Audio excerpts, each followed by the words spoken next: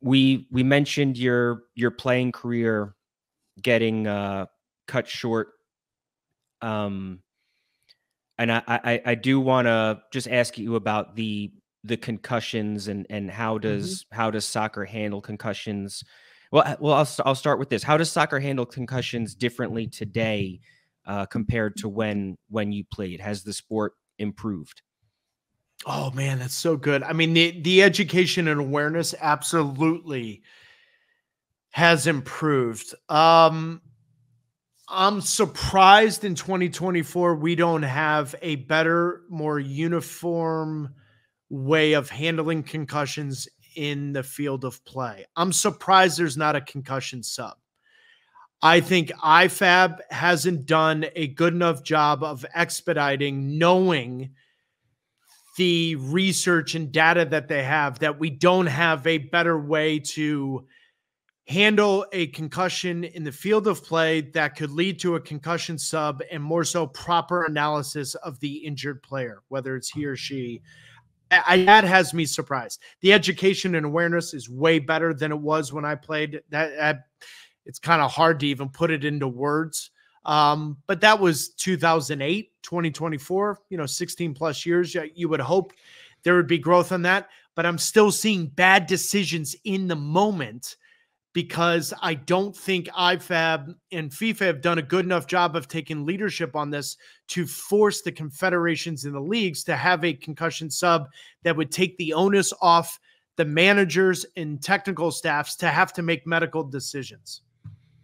Is there a movement to make that happen? Is that something that's potentially close to happening? I mean, honestly, Brandon, I can't tell you how many conversations. I'm exhausted about it. How many Zooms I've done with real people that have real power to change these things. Yeah, there's a ton. There's so much data there.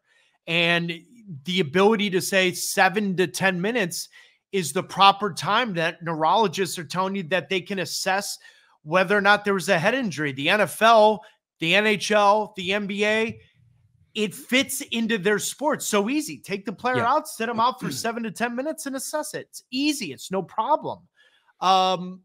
They still make bad decisions on that point. But soccer, you've got to, football around the world, you've got to make better decisions, and you don't have unlimited subs. So you take more ownership of it. And I've even said to Major League Soccer, why don't you change it? Do it first and force everyone else to follow, because I just think there's a real opportunity for growth there. And I just hope, I really hope it's there before the 26 World Cup, because I think there's an opportunity to grow the sport, evolve the sport while keeping the nature of the sports there. You're not going to get rid of heading in the sport, Brandon. You're just not.